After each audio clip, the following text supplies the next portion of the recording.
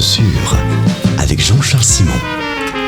Rebonjour Jean-Charles. Bonjour Philippe. Et quelle est l'actualité que vous allez nous décortiquer ce matin avec cette acuité unique qui est la vôtre? Oh, cher Philippe, je vous remercie pour cette aimable introduction, mais n'exagérez pas, vous allez heurter ma modestie.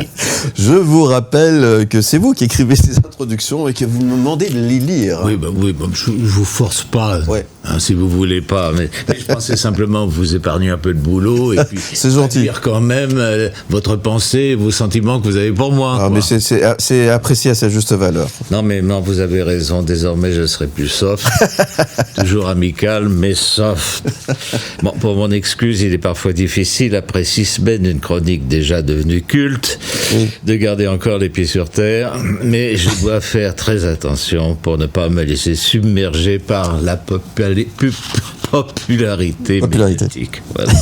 Non, je vous dis ça parce que je suis tombé sur un article consacré à un jadis estimé confrère qui, aujourd'hui, a plongé dans le désespoir. Oui.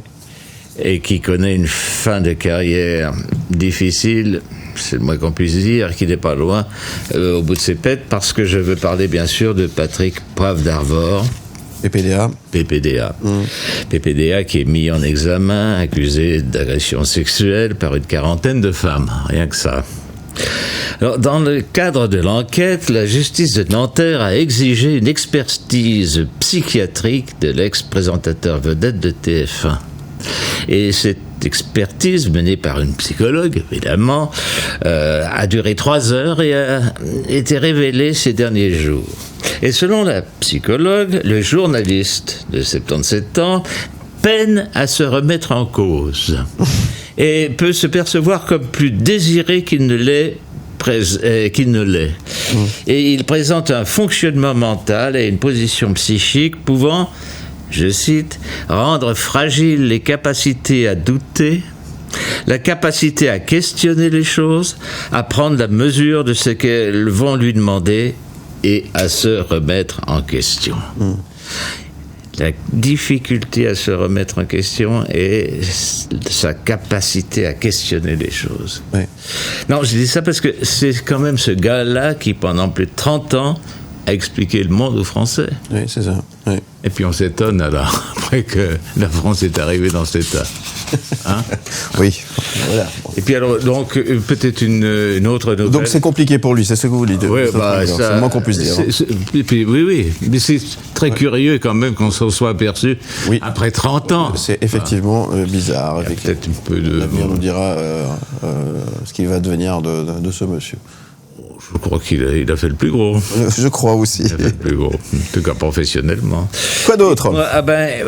Attention, une nouvelle inquiétante. J'ai lu ça dans la presse avec un titre « Genevois et Vaudois, attention, les vols de colis explosent ». Ouais. Bon, je dirais même qu'à Genève, si vous travaillez dans l'horlogerie, c'est pas des vols qui explosent, c'est des colis eux-mêmes. C'est des colis qui explosent. C'est ça.